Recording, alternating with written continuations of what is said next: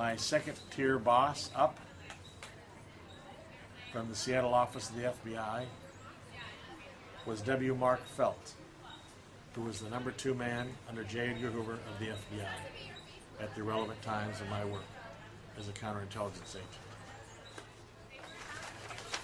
My story as regards this begins when I volunteered to be inducted into the United States Army in July of 1965.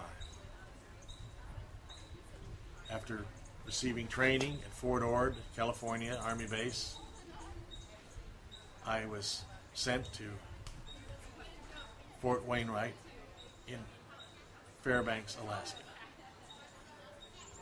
And there I found out that I was to be inducted into the National Security Agency as a counterintelligence agency. My job was to protect the codes, the cryptographic equipment, the transmission of, receipt of codes on these communication lines wherever assigned in the world by the National Security Agency. And that was my job until February 4th, 1968.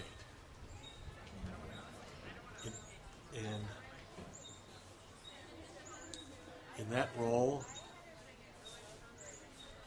I was first trained as a counterintelligence agent and then assigned for overseas duty to the Republic of South Vietnam. After my assignment and arrival in Saigon, South Vietnam, within 3 days, I had been assigned as the Deputy Chief of Station for the National Security Agency, working under the command of Mr. Antuna, who was a Navajo Indian code talker who started in the communications business in World War II and had been a member of the National Security Agency since it was first created by President Harry Truman. And our job was to protect the security of all the communications that were classified in the Central Third of South Vietnam. And I did this job from 1966 until February 1st, 1968, when I started back to the United States and was read out of the National Security Agency. And I arrived on February 4th, 1968 to the United States. During my tenure as Deputy Chief of Station for the Central Third of Vietnam's communications, I coordinated communications with Korean armies, 2 divisions that they had, the White Horse Division and another division whose name I've forgotten at the moment. Oh, the Korean. The Tiger. No, I'm not sure of the other division. But I coordinated their communications. I brought their codes to them, and I brought the codes also to approximately 46 to 48 average number of communication centers across the Central Third of Vietnam. 1966, 1967, and early 1968. And in that job, I was responsible in the field for the reliability of the men who operated the cryptographic equipment, the men who stood guard over this equipment. I was directly responsible for the security of the communications equipment and responsible for the communications codes. My cover as an NSA agent was that I was a communications code and equipment courier. So I made constant trips to all of these stations and was able to conduct all of my counter-espionage operations in that cover. I also had, for approximately 20 months, a job that grew out of that job, and that was to head in the field a quick reaction force whose job was to make sure that none of our communication centers, its equipment, or its codes were compromised or were stolen by Viet Cong or North Vietnamese troops or anyone else, including Americans who operated and utilized such equipment. We never had a loss during my tour of duty. It was also my job, besides running this quick reaction force, whose job was to go in to bases that other Americans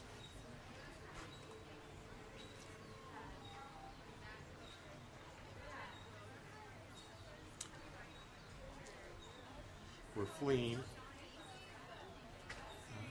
It was also to make certain that even our allied communication centers with the ARVN, the Army of the Republic of Vietnam, and the Koreans were secure. And for example, one day I was awakened and in order to immediately get to the communication center in Quy Nhon, which was my headquarters. As I ran in, Mr. Antuna told me, "Now, Mr. Sandus, you get to find out why I lived through 3 wars. We have a suicide mission. One of us has to go. You know who that is." And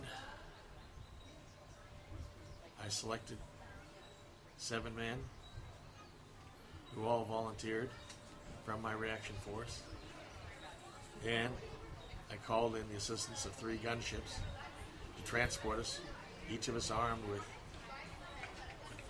communications equipment so as to report back whether or not communications equipment codes had been destroyed by my unit in the communications center for the 22nd Army of the Republic of Vietnam Infantry Division. We were en route and nearing our target when word came from one of our 3 communications center operatives from his spider hole that he had in fact destroyed all of the codes and all the equipment. And all the codes and all the equipment in these 47 or so average bases, communication centers, I had personally crafted and set both high explosive and incendiary explosives that were operable with simple pulling of 1 fuse igniter to turn the whole communication center into a complete burning pieces, too small to be of use to anyone else.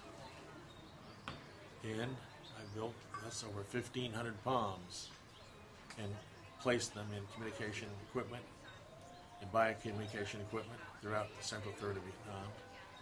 And when equipment was moved, I dismantled the bombs. And those were my principal duties, although I had another duty for approximately 20 months during my tour in Vietnam. And that is, my duty was to spy on the communications in and out of the White House Communication Center that mentioned in a certain particularized code fashion Vietnam War related subjects. And my job was to examine each of those messages, of which I was an automatic addressee, though a top secret one, to analyze those messages and report to the Director of the National Security Agency's office, although it would be received by one of his subordinates, any discrepancy I found between facts that I knew and facts that were included in these documents.